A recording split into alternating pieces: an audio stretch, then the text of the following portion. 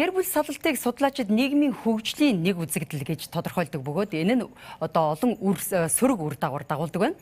Үндэсний статистикийн хорооны манай улс дахь гэрлэлт болоод цуцлалтын талаарх судалгаагаар сүүлийн жилүүдэд гэр бүл цуцласан тоо өсөн нэмэгдэж байгаа гэж одоо тодорхойлогдсон байна. Ингээд үзэгч та бүхэндээ сүүлийн 4 жилийн тоо баримтаас дэлгэцнээр дамжуулан хүргье. 2015 онд улсын хэмжээнд 17,586 гэрлэлтийг бүртгэж байсан бол 3,873 гэрлэлтийг цуцласан байна. За тэгвэл 2016 онд 16,778 гэрлэлт бүртгэгдэж харин 4,003 гэр бүл гэрлэлтэд цуцлуулжээ.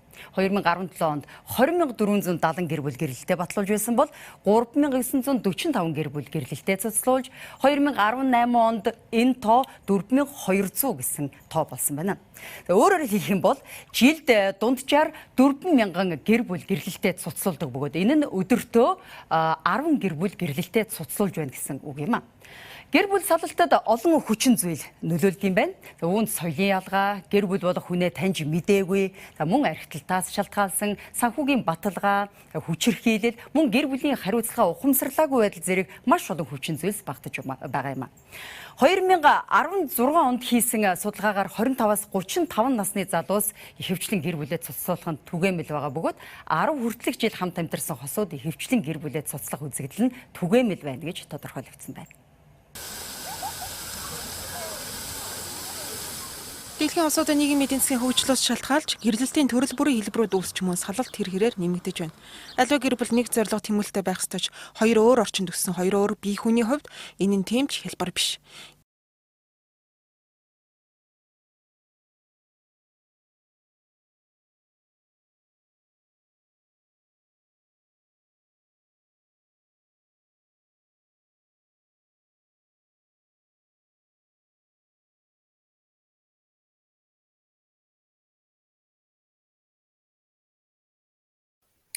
Гэр бүл салалтын шалтгаан.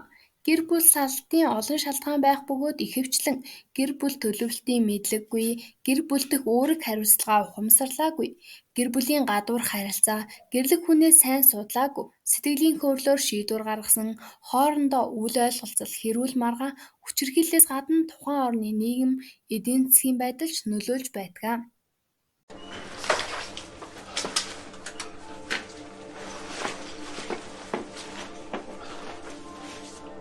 Хараа. Чи намайг яаж ирсэн гэж бодож чинь? За миний харь тайвшрал. Битээ цаашаа. Нааш ирж явсан чи захирал залгаа. Тэр захирал чинь чухал байна уу те? Гэр бүл чинь чухал уу? Гата ямар хүүтэн байгаа вэ? Чи наадуулаа нэг өргөөд үдтэй сэргэлээ. За харин энэ битгий уурлал та. За миний харь тайвшрал. Би ч гэсэн ажилдаа ядаж байгаа л ирлээ шүү дээ. Би тайвширч чадахгүй байна. Миний хоёр гар одоо хүртэл салганаад голд хүүтэ орсон би дулаацаж чадахгүй байна. За харин дулаацуулаад үгүй. Цаашаа бай. Би чамаас залхаж байна. Би тэр яах ёстой? Ажил гэр хоёроо зогсоолаад гүгөөд шүү дээ. Өөр надаас юу хүсэж байгаа? Битгий өөрийгөө өмөр. Би зүгээр нөхөртөө хүн шиг амьдрмаараа зэрэглээ. Би тэг чинь юу юм? Би чамайг харахаас дургуурч.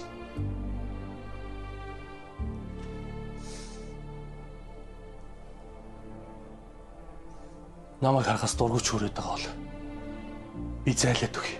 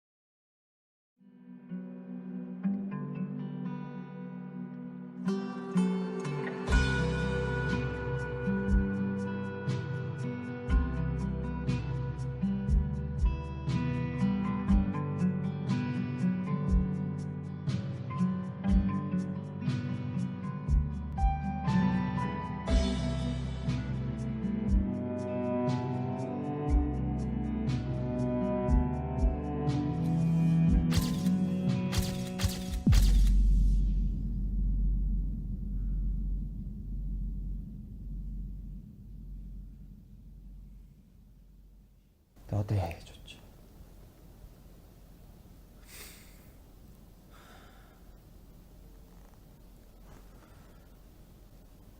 Одоо сална.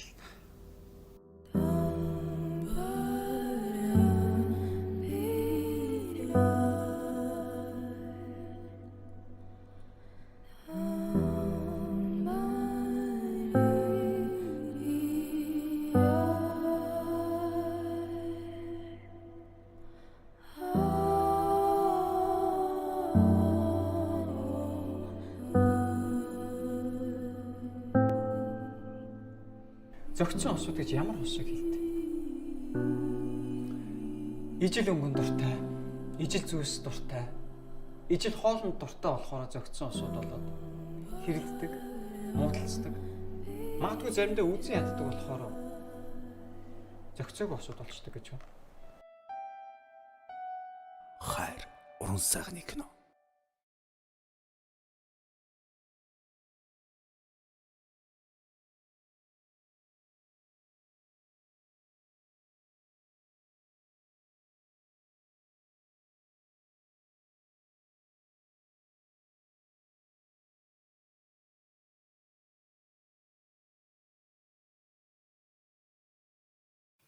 Эхнэр нөхөр хамт амьдрах хүсэлгүй болох хүчин зүйл нь юу вэ? Гэр бүл аз жаргалгүй болох шалтгаан нь эхнэр нөхрийн үл ойлголцол, бие биедээ үл итгэх, өөнтөглөл, хэрүүл маргаан, хүчирхийлэл зэрэг юм а. Хамт амьдрах хүсэлгүй болохын үр дагавар нь гэр бүл сарлалт юм. Гэр бүлийн зөрчил үүсгэхэд архины хамаарал, хардалт, хөндлөнгийн хүмүүсийн оролцоо гэсэн 3 зүйл хамгийн их нөлөөлдөг байна. Тохиолдол шинжлээрээ. Хэгийн захидал. Хэг гэртээ эртэл өглөөхөн цэвэрлсэн гэр нь хааш яаш эндэж тэндэж хоол идсэн аяга тавх хөглөрнө.